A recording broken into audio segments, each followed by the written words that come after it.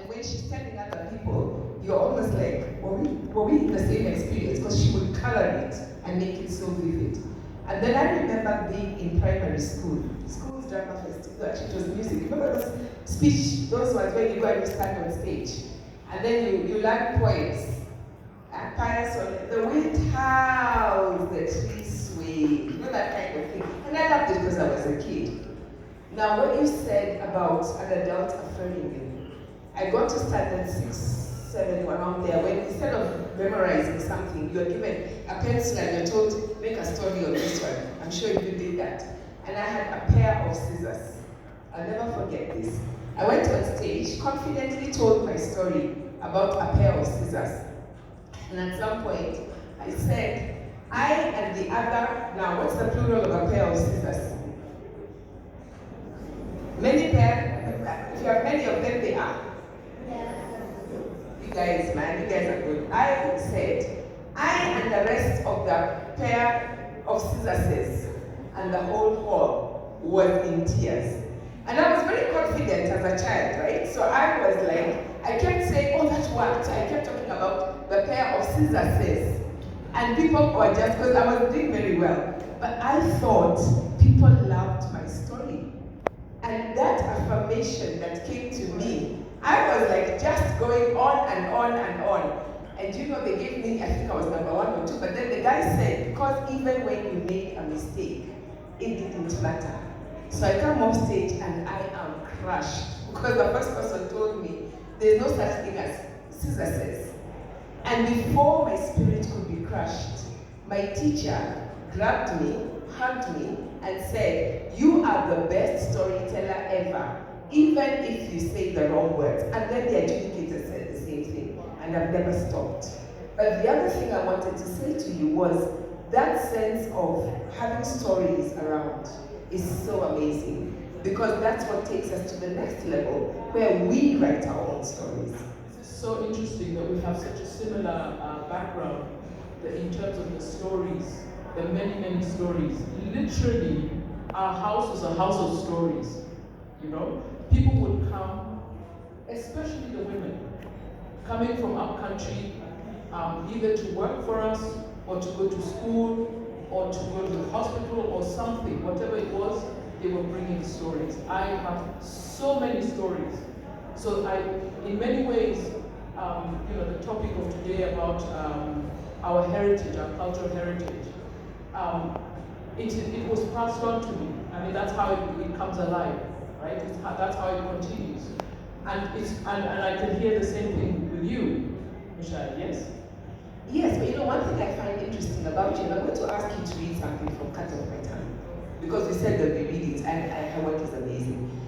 You see, when I first started, the first stories I wrote, I was in high school when I got the courage to move my compositions into writing stories, was a shared story with my friend Teresa.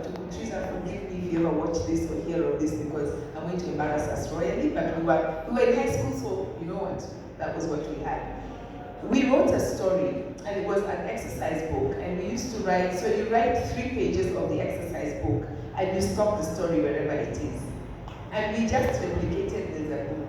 Our heroine had long blonde hair that swept the floor. The hero was tall, dark, handsome, but very white. And the world we lived in was London. You know that kind of thing of interview. What I'm amazed about is that when you started your writing, you rooted us in who we are as Africans. You took, you know, we weren't like my grandmother, Baba J. Baba J, my child, took the stories from where we were, the lives we lived. Us guys took the stories from what we were reading, and there were not many books for us at that point. So we modeled on that. How did you get this? How did you know that the stories that would echo would be our stories? You know, by the time I became a writer, I had various other professions, literally. You know, so I became a poet in my 40s, yeah? And just a few years ago. and that was, before that I was a development professional. And being a development professional, I had gone to university and studied in in a very left-leaning university in the US, you know. So, you know, I'd gone as a nice, good Kenyan, and then come back as a wild, radical woman. And let me just say, a lot of fun. Just Google Sitawa Namwalie, how I became a Marxist. Yes. There's a beautiful story there. Yeah. And of course I went through the stages. So what I want to tell you is, one of the things that I've discovered is that the stages of becoming an African that we all go through. And some of us go through it faster, and some of us go through it slower, and some of us never arrive at being an African, right? So there's stages, and there's an African American psychologist, William Cross, that I discovered recently, who has documented the stages that an African American person in the US goes through to become an African American. So when you are a young person, you are influenced by all the things that are going on around you, and you're watching, and I assert that most of you, when you're about 12, 13, 14, 15, are all wanting to go to America, or wanting to go to Britain, or you know, looking at Beyonce and thinking she's the one, or Riri, or whoever. You know, those are your role models, right? Those are the people that you're looking at and going, oh my goodness, that is so cool, right? So that's a stage. It's only a stage, and it's an inevitable stage because we were colonized. When you by the time you get to your late teens, early 20s, because I've also watched my children go through these stages. Late teens, early 20s, you're beginning to get interested in your Africanness, right? You're beginning to get interested, and as you continue, you get more and more interested. People start going back and becoming interested in their history. They become interested in their names, original names. They may ask their parents about their traditions, etc. So these are the stages. So I also grew up with wanting blonde hair and blue eyes or whatever it was, and what I used to do, which I recommend, is maize, mahindi. You know the tassels. If you want blonde hair, take those tassels, put them on. That's what we did, and you've got this blonde hair. So by the time I'm going through these stages, and then working, going to university, Nairobi University, then the US, I'm already starting to question. I started to question quite early, but the questioning is becoming more and more, and I'm getting the information that I need to reconstitute myself. So by the time I become a writer in my 40s, I'm literally fully formed, and so I now know I'm not going to write those things, those Mills and Boons type, those, America or Britain or whatever. I'm really interested in what's going on around me, because we are fascinated. And first of all, being a Kenyan, I don't understand why we're not all artists. We do such crazy things. I mean, right now, the elections, please pay a special attention if you're a writer. Everybody is, like every politician is so hungry for a political post. Somebody who was a governor will go and campaign to be a woman MC. I'm like, what are you doing? Like, there's no pride, it's the position, So imagine living in a country like this. It's delicious. I always say that hashtag magical Kenya has got so many underlying tones, because sometimes it's even difficult to be an artist, because you open the newspaper and truly in Kenya, fact is stranger than fiction. Yeah. But Sitawa, I want you to give us a reading from Cut Off My Tongue, and I want to say this. One of the things I love about this festival, I've only been able to go down one line as I was coming through, is how many books there are for children. How beautifully they're packaged. When I was growing up, the books for children tended to be, you go through 10 pages, and then there's a quick drawing in black and white outlines. So it was even boring to read. And I was looking at books for myself. I also love that so many of them are in our own languages. I mean, we're speaking English because, A number of people are here who maybe don't speak Swahili or don't speak Kidawida, which is the most beautiful language in the world. But the fact that we are saying we can speak this language and that language, and it's all African literature. And I'll come to this question of what makes our literature African. But give us a taste of what you're talking about. Thank you very much. At this stage, I metamorphosized into a performer. Hello, everybody. So, this poem is called Sky Leaking Elephants. It rained last night. No, not like that. The me pissing of a man grown old. Drip, drip, drip. This was a tropical storm. Sky leaking elephants. Angry torrents of urgency from nowhere. A dramatic, surprising deluge. It rained last night. No, it's not what you're thinking. A placid, hushing monotone, the preaching of a pious monk. Tropical rain crashed down, drops the size of ripe mangoes, rock sense into my head, bang, bang, bang. It rained last night. It hasn't rained in a while, not like this. A tropical torrent soaking parched, thirsting ground right through. Emptying floods of gushing water that threaten to free me from my moorings. Wah, wah, wah. It rained and rained and rained and rained last night. Just on time. A tropical tempest releasing life. Whoosh, whoosh, knocking tendrils of grass away. Hastily they started to grow, glistening upwards like small green snakes.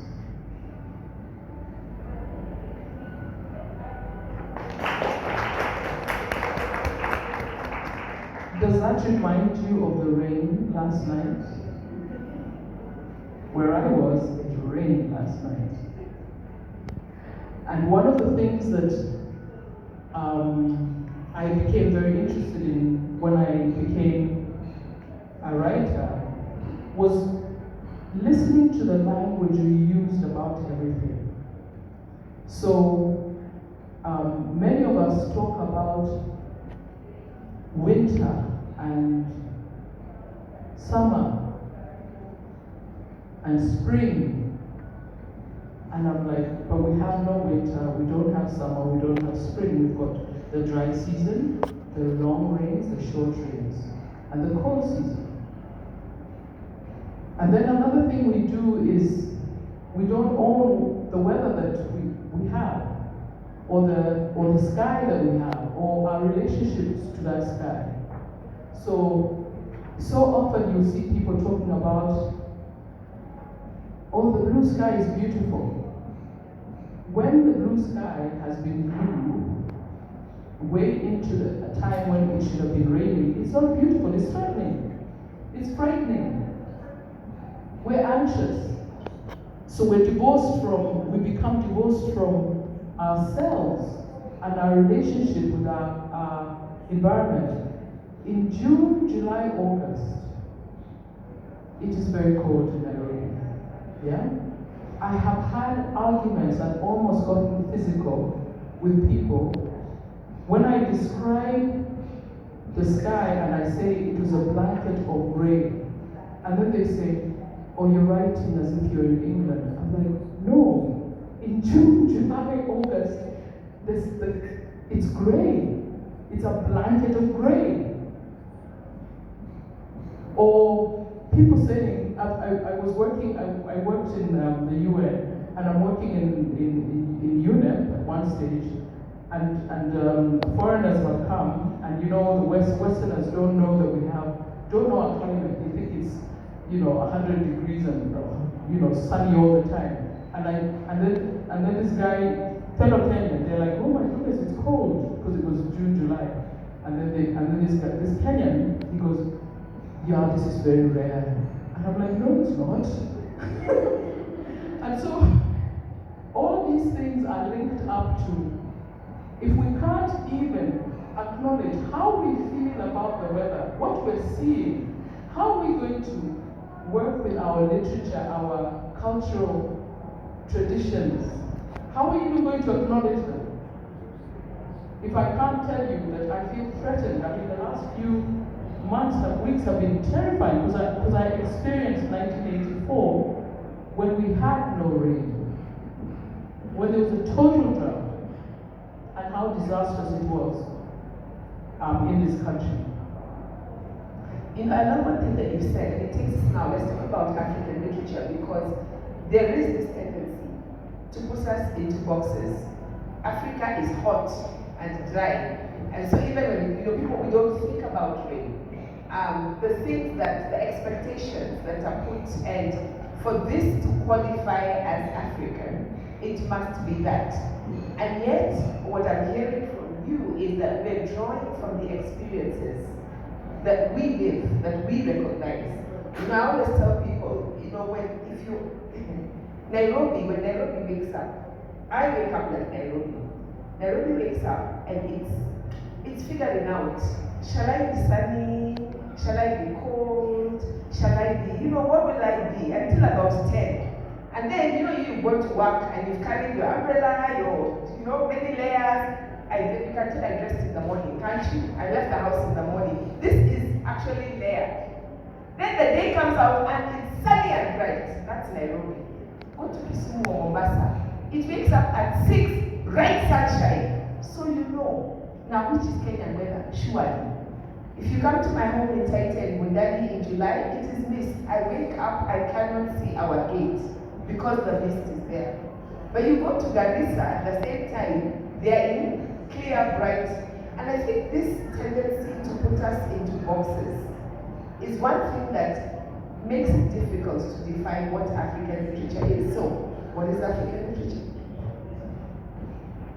Wow, what is African literature? First of all, it's literature written by an African. Okay, so does that mean that as long as an African is writing it, it's African literature? No. It is literature that is aware of its African self. It recognizes its roots. So, if you wrote the time when you were writing, when you were a teenager, and you're talking about long blonde hair and setting your characters in London, that would not be African literature, although you could have written it as an African, right? I think that it is aware of itself. It's aware of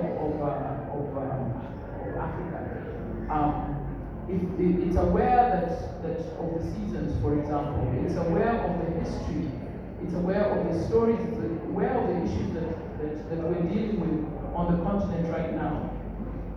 It's aware of our place in the world. So if you're writing and you're writing in New York and you're an African, it'll be your African experience. You'll be experiencing New York as an African, and then you could write about that. And it's important to one of the things that I just realized when you're talking and this is also an act of creation that we're engaged in, and that what is African literature. So often, if you are unable to recognize the impact of the weather on you, how then can you write African literature, right? So if you're not able to articulate and validate what you're experiencing, as an African, because the only thing that you can do in this world is experience the world as an African. You can't experience it as an Italian, right? But you've got to be aware, you've got to be conscious, you've got to allow yourself to validate your experiences and say, I'm going to sit down and write my experiences. Yeah.